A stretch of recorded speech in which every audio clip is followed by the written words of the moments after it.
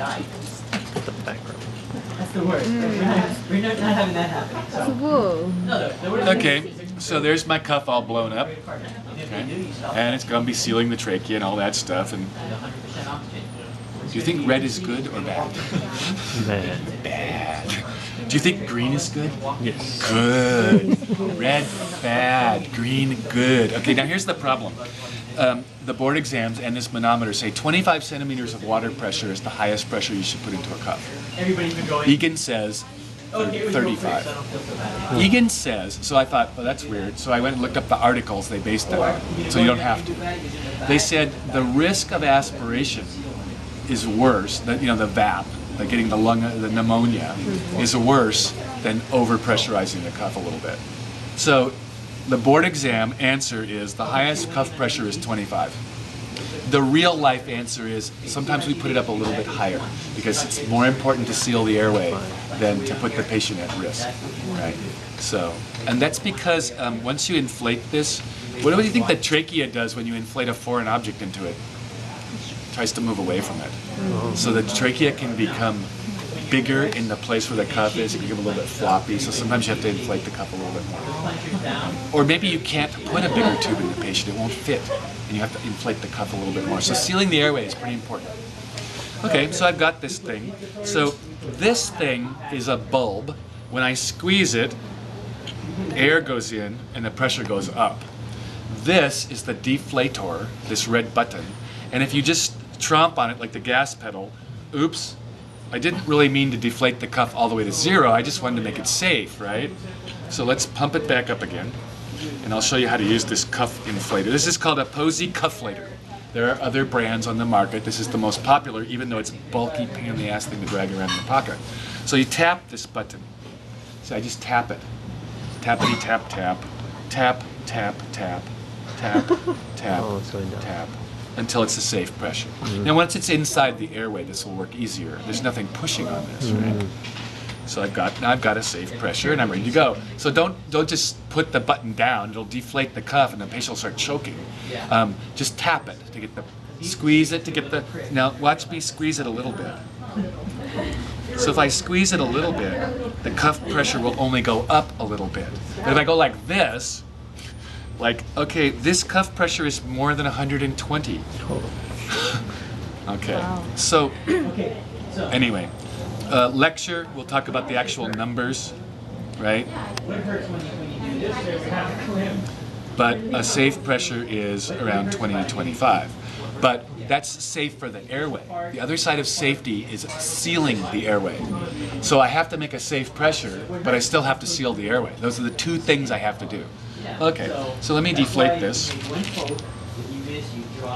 And I'm going to put it in here. And I'm going to demonstrate. Because I don't usually fill the thing up with that. When we do intubation, I fill it up with this. And this doesn't have any. So let me stick this into my trachea. There I am. Okay, oops, I went into the main stem bronchus a little bit. There we go. Okay. So I should initially, when I initially inflate the deflated cuff, here, let me get it all the way deflated. Oops. Hello. Come back here. Okay. So when I initially inflate it, like you're intubating a patient, you should put in, if they say 5 to 10 cc's, if it's the right size tube, it'll take about 5 to 7. So this is it is a 12 cc syringe, though you can't tell because the markings have all been rubbed off. That'll make it more amusing. I'm going to put about half of this in there. Okay. So I should have inflated the cuff. The pilot balloon feels inflated. So now that the patient is intubated, I don't care about the cuff pressure in the intubation. It's just important to take care of their airway, protect their airway, get them breathing, take care of the job. But you know, in the long run, if I don't take care of the cuff pressure, I'm going to have problems, and the patient going to have problems. So as soon as I can, I get one of these, and I'm going to measure the cuff pressure. So I put in about 5 cc's, 6 cc's of air. I'm going to hook this thing up. Oh, and look, I've got a cuff pressure of 50. I probably have sealed the airway pretty good. What should I do? Get the cuff pressure down into that green zone. All right, that's what I'm going to do. So that's using pressure to do this. Have I sealed the airway? I don't know. But if I have the right size tube and the right pressure, I should have sealed the airway. Now, if you put them on a ventilator, it's really easy to tell.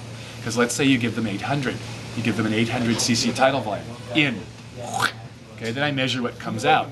400. I lost 400 somewhere. Probably the cuff. So if the cuff is not inflated, it'll leak out of their mouth. A really cool thing to do is just look at them.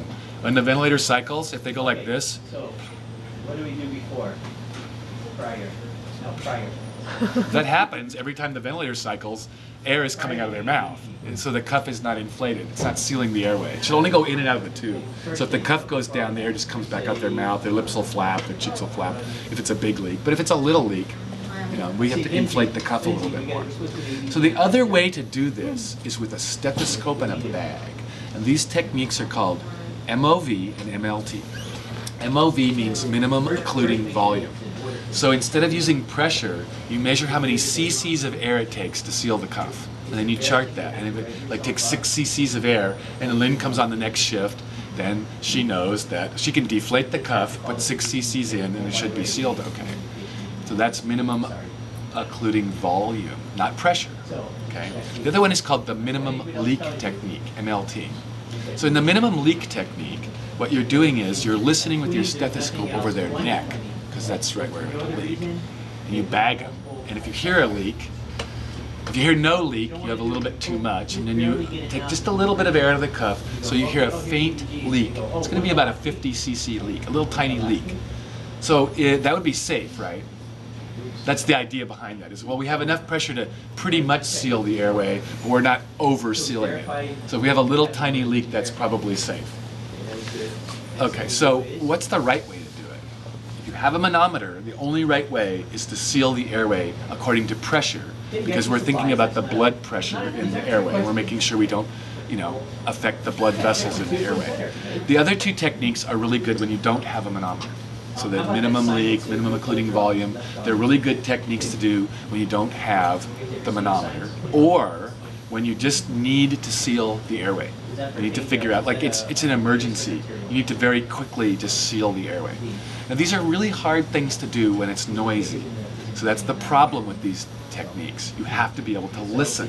And you're listening for a faint leak over their trachea with your stethoscope. So if it's really noisy, you won't be able to hear the leak, and so that's not really a good way to do it. The paramedics, it turns out, don't know anything about this at all. They know nothing about this. So what they do, I'll show you what they do. They intubate you out in the field, because why don't they care?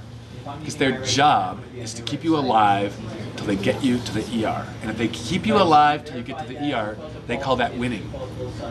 Okay, now, the other thing is they're not out in the field that long. I mean, after they intubate somebody, they try to transport them as soon as possible. They don't want to be sitting out there on the highway, on the side of the road, or in some house in Kalihi with someone who's on a ventilator. They're bagging them. They want to get them to the hospital. So it's probably not going to be that long, but watch. They take the whole syringe and they just go like this. Because if you're doing that, then okay? you have one. That will seal anyone's airway, no matter what size tube you put in. That's why they do it. Okay? Any guess what the cuff pressure is going to be? I'll tell you this now. She says 100. Well, you're close. In this particular case, 90. So they sit like that for an hour, and it may be an hour by the time when we bring them into ER. We don't just check the cuff pressure while we're doing all this other stuff. No, but we were. It could be an hour or two. Well, the trachea has now been damaged. The beginning of the damage has occurred. It's swelling in there. You may have cut off blood flow. A pressure of 90 will cut off the arterial blood flow where the cuff is. So that part of the trachea is dying already. They've been bagging them with huge tidal volumes. If they're a lung injury patient, they're already starting to get acute lung injury from the mismanagement of the ventilation of the patient. They're already getting damage to their trachea. So once the trachea is damaged, it can never be recruited back? If there's scarring, what they have to do, they go in there and they try to dilate it. Sometimes they have to put a stent in. A stent is a short plastic tube to actually hold the trachea open, or the person can't breathe. So they take these super powerful balloons and they stick them in there and they blow them up to physically force the trachea to open a little bit, and then they drop this thing in, and it's a expandable stent. So it's a tube, but it's all collapsed, and then they pull this little string on it and it pops open, it deploys, and it becomes like a tube inside the airway, and it's mesh and it holds open, and the tissue eventually grows into it, so it'll hold the airway open. It's that bad. They can also die from this. You can also erode a hole through their trachea into their